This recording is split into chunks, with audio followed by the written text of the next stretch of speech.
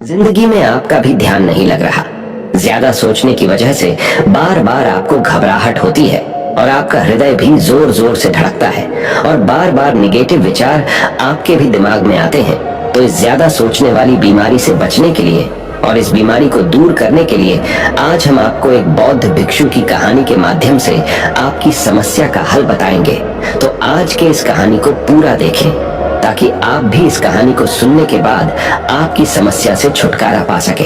तो चलिए आज के कहानी की शुरुआत करते हैं। एक बार चीन के एक हिस्से में बहुत बड़ा मठ था जहां लगभग 500 भिक्षु रहते थे। वो सभी अपने गुरु के मार्गदर्शन में खुद को जानने का अभ्यास कर रहे थे।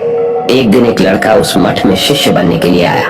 उसने मास्टर से कहा, मास्टर, मैं खुद को जानना चाहता हूँ। मैं सच की तलाश कर रहा हूँ। मैं पता लगाना चाहता हूँ कि सच क्या है। मास्टर ने उसकी ओर देखा और कहा कि अगर तुम सच जानना चाहते हो तो तुम्हें अपना पूरा जीवन दांव पर लगाना होगा। सच को जानने में तुम्हारा पूरा जीवन लग सकता है, फिर भी इस बात की गारंटी नहीं है कि तुम्हें इस जीवन काल में सच का पता लगेगा या नहीं। क्या तुम इसके लिए तैयार हो? शिष्य ने कहा, मास्टर, मैं यहाँ पीछे मुड़ने के लिए नहीं आया हूँ, मैं इसके लिए तैयार हूँ। गुरु ने कहा, अगर ऐसा है तुम एक काम करो, इस मठ में 500 भिक्षु है, तुम उनके लिए चावल कूटने का काम करो। बस सुबह से शाम तक चावल कूटने का ही काम करो और जब तुम थक जाओ तो सोने चले जाओ। फिर अगली सुबह उठकर चावल को कूटना शुरू कर दो। इसके अलावा कुछ और मत करना। किसी और चीज के बारे में मत सोचना।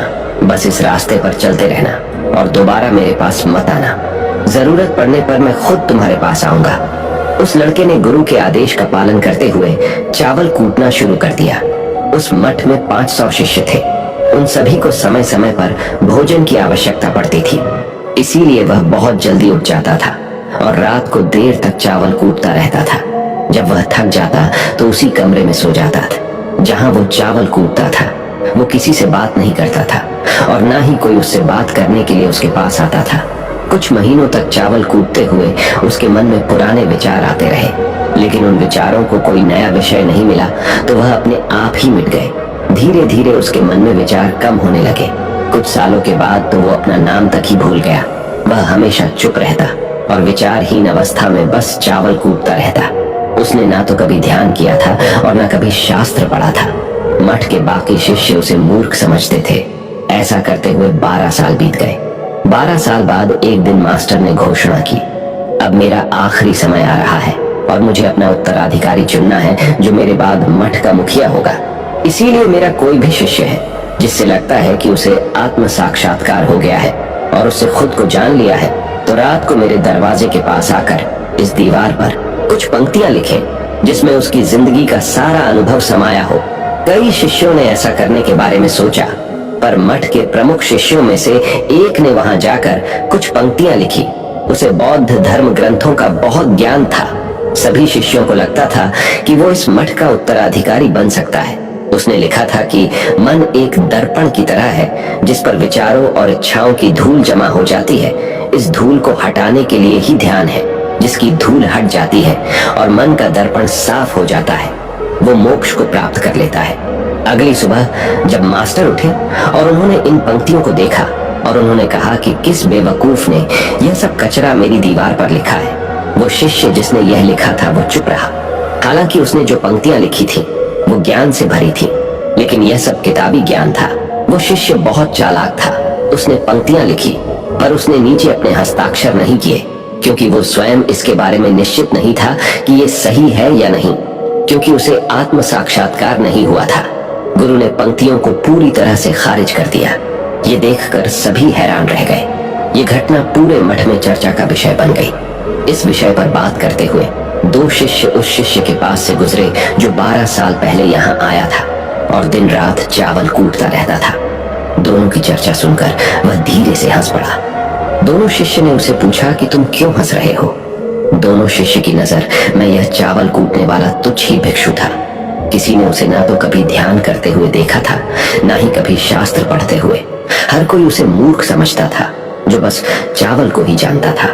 उस मठ में बहुत बड़े बड़े विद्वान थे, लेकिन उस चावल कूटने वाले को किसी से कोई मतलब नहीं था। इसीलिए वह दोनों शिष्य उसे मुस्कुराता हुआ देखकर चकित रह गए। उन्होंने फिर उससे पूछा कि तुम क्यों हंस रहे हो।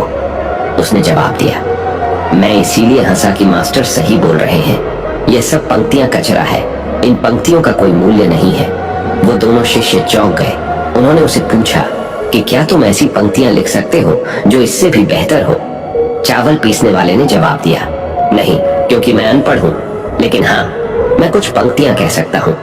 अगर तुमने उन पंक्तियों को तुम लिख सकते हो तो मैं तुम्हारे साथ जाने के लिए तैयार हूँ। उन दोनों शिष्यों ने कहा, ठीक है।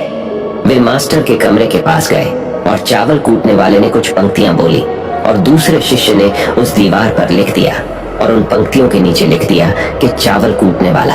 उन्हें लगा कि मास्टर इस पर भी गुस्सा करेंगे।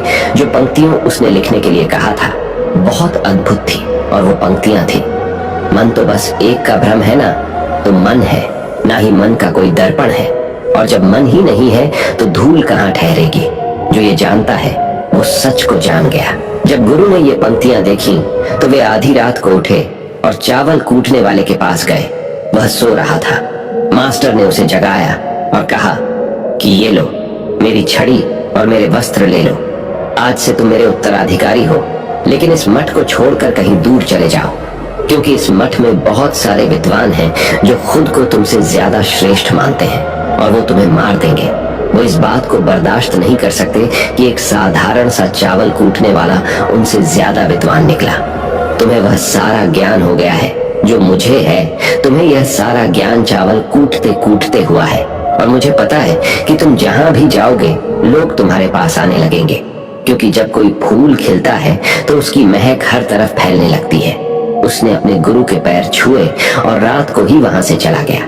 अगर हम अपनी जिंदगी में देखें तो पाएंगे बहुत से लोग सोचते हैं कि ध्यान केवल एक ही जगह बैठकर आंखें बंद कर कर ही किया जा सकता है, लेकिन हकीकत में ऐसा नहीं है।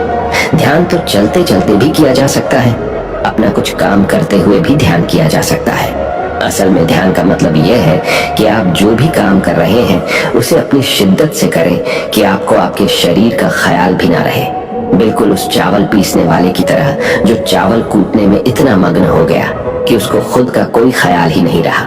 उसने चावल कूटते हुए ही उसने आत्म साक्षात्कार प्राप्त कर लिया। हर समय वर्तमान में रहना और कुछ नहीं सोचना। मन तब तक ही है जब तक विचार है। जब विचार ही नहीं रहेंगे तो मन भी गायब हो जाएगा। जब मन ही नहीं रहेगा तभी तुम अपने आप को अच्छे से जान पाओगे। असल में हमें अपने वास्तविक रूप को जानने के लिए कोई अन्य साधना करने की आवश्यकता नहीं है।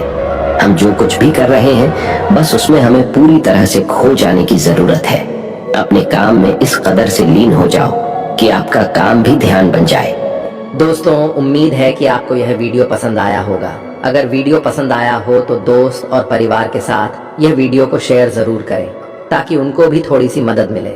मिलते अगले वीडियो में, तब तक अपना ख्याल रखें। धन्यवाद।